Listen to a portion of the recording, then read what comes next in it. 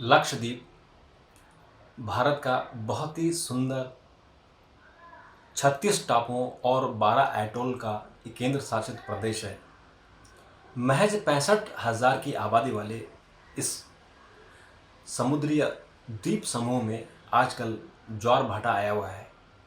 यहाँ जैसे ठहरे हुए पानी में कंकर फेंकने से बुलबुले उठते हैं, उसी तरह का ही माहौल बना हुआ है। और जो वहाँ प्रशासक गए हैं प्रफुल्ल पटेल, उन्होंने वहाँ पे जो सुधार करने की कोशिश की है उसको लेके आशंकाएं हैं। वहाँ के लोगों को लगता है कि ये उनकी संस्कृति से खिलवाड़ हो सकता है और ऐसा ना हो कि आने वाले दिनों में लक्षद्वीप जैसा शांत, जहाँ क्राइम लगभग जीरो है, वो एक हॉट स्पॉट बन जाए और लोग विद्रोह पे उतर आए। तो वो क्या है विरोध, क्यों वहाँ की जनता परेशान है, क्यों वहाँ हंगामा बरपा हुआ है, उसके बारे में आपको डिटेल बताता हूँ। लक्षद्वीप के प्रशासक प्रफुल्ल खोड़ा पटेल द्वारा मसौदा नियमों के रूप में पेश किए गए प्रशासनिक उपायों के खिलाफ लक्षद्वीप में विरोध बढ़ रहा है। इनसे यहाँ की साथ साथ देश के राजनीति में भी उबाल आ गया है। लक्षद्वीप के विवाद पर चर्चा करने से पहले उसके परिचय को समझ लेते हैं। लक्षद्वीप का भूगोल केरल के सबसे नजदीक करीब 12 एटोल और 36 द्वीप, जिन पर यह आवश्यक आपूर्ति के लिए निर्भर करता है। द्वीपों में से केवल 12 बसे हुए हैं। एक बार मद्रास प्रेसिडेंसी के मालाबार जिले का यह एक हिस्सा हुआ करता था। लक्षद्वीप को 1956 में केरल राज्य के गठन के बाद केंद्र शासित प्रदेश घोषित कर दिया गया। यहाँ की आबादी करीब 65,000 है और 96% यहाँ मुस्लिम है।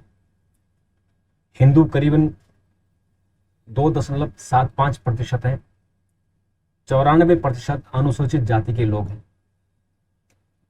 और यहाँ के निवासी मलयालम और धिवेवी जारवी बोलते हैं। यहाँ की राजनीति के बारे में भी समझते हैं। केंद्र शासित प्रदेश में 2014 में लोकसभा सांसद वर्तमान में Mohammed Faizal PP Nationalist Congress Party से हैं। राकापा और कांग्रेस प्रमुख दल है। भाजपा और कम्युनिस्ट पार्टियां भी यहाँ उनकी भी इकाइयां हैं।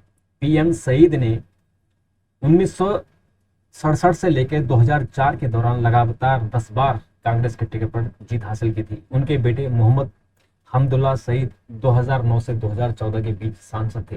हंगामा क्यों बरपा है? दादर नागर हवेली और दमन दीव के केंद्र शासित प्रदेश के प्रशासक प्रफुल्ल पटेल को पिछले दिसंबर में दिनेश शर्मा की मृत्यु के बाद लक्षद्वीप का अतिरिक्त भार सौंपा गया है। केंद्र शासित प्रदेश के प्रशासक प्रफुल्ल का तर्क है कि उनके प्रस्ताव लक्षद्वीप को मालदीव के समान पर्यटक स्थल के रूप में बढ़ावा देने के साथ साथ निवासियों की सुरक्षा और भलाई के लिए सुनिश्चित करेगा। मुख्य प्रस्ताव क्या है जिन पर विरोध हो रहा है? गौ हत्या और बीफ। प्रस्ताव है कि प्रशासन का एक आदेश सक्षम प्राधिकारी के प्रमाण पत्र के बिना गाय, बछड़ा, बैल और भैंस के वध का प्रतिबंध लगाने का प्रयास करता है। यह बीफ और बीफ उत्पादों की बिक्री, परिवहन और भंडारण पर प्रतिबंध लगाता है। जुर्माने के लिए 1 साल तक की सजा और 10,000 रुपए का जुर्माना शामिल किया गया है। नियम क्यों लगाया गया है, इस पर प्रशासन ने कोई स्पष्टीकरण नहीं दिया है। इसका विरोध क्यों हो रहा है? निवासी इस नियम को अपनी संस्कृति और खाने पीने की आदतों के सीधे उल्लंघन के रूप में देखते हैं। उनका आरोप है कि स्थानीय निकाय परामर्श के बिना ही नियम तय कर रहा है। 2 बच्चों की नीति। प्रस्ताव किया गया है कि पंचायत नियमन 2021 के मसौदे के तहत प्रशासन का उद्देश्य 2 से अधिक बच्चों वाले लोगों को ग्राम पंचायत का सदस्य बनाने से रोकना है। जिन लोगों के पहले से ही 2 बच्चे या उससे अधिक है, उनके लिए विनियमन उन्हें अयोग्य नहीं ठहराता है, बशर्ते कि नियम के लागू होने की तिथि के बाद उनके 2 बच्चे न हों। इसका विरोध क्यों हो रहा है? स्थानीय लोगों ने इसके मकसद पर सवाल उठाया है। एनसीपी और कांग्रेस ने भी इस कदम का विरोध किया है। पर्यटकों को परोसी जा रही है शराब। प्रशासन ने बसे हुए द्वीपों के रिसोर्ट में शराब परोसने की अनुमति देने का फैसला किया है। वर्तमान में सभी बसे हुए द्वीपों पर निषेध है। केवल निर्जन बंगारम द्वीप पर रिसोर्ट में शराब परोसी जाती है। कलेक्टर एस असगर अली ने स्पष्ट किया है कि शराब परमिट केवल पर्यटकों के लिए रिसोर्ट को दिया जाएगा, स्थानीय लोगों के लिए नहीं। इसका विरोध क्यों हो रहा है? निवासियों का आरोप है कि इस कदम से द्वीप पर शराब की बिक्री का प्रसार होगा, जो अब तक लगभग निषेध का पालन कर रहा था। भूमि अधिग्रहण शक्तियां, सबसे ज्यादा विरोध भूमि अधिग्रहण को लेकर हो रहा है। प्रशासन ने लक्षद्वीप विकास प्राधिकरण विनियमन LDAR का मसौदा तैयार किया है ताकि द्वीप पर कस्बों के विकास की निगरानी की जा सके। इसमें भूमि अधिग्रहण और उपयोग के तरीकों में व्यापक बदलाव हो।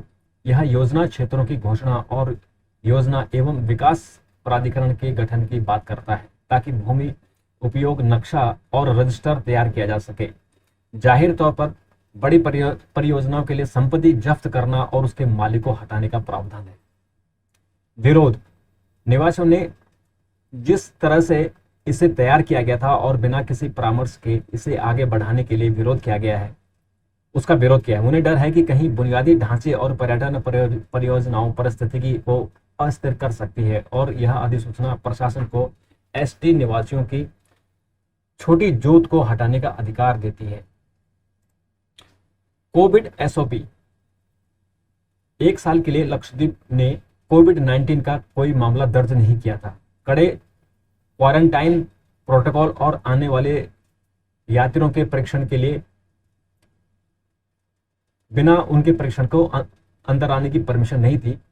पिछले दिसंबर में कोची और करावती में यात्रियों के लिए अनिवार्य क्वारंटाइन को समाप्त करके कोविड-19 SOP को कम कर दिया गया है। इसके बजाय पिछले 24 घंटों में जारी किए गए नकारात्मक RT-PCR प्रमाण पत्र वाला कोई भी व्यक्ति लक्षद्वीप की यात्रा कर सकता है। यानी जो पहले था कि आप यहाँ आ नहीं सकते हैं और उनको अनिवार्य क्वारंटाइन करना होता था, अब केवल अगर वो नेगेटिव RT-PCR रिपोर्ट लाते तो उनको लक्षद्वीप की यात्रा करने की अनुमति है।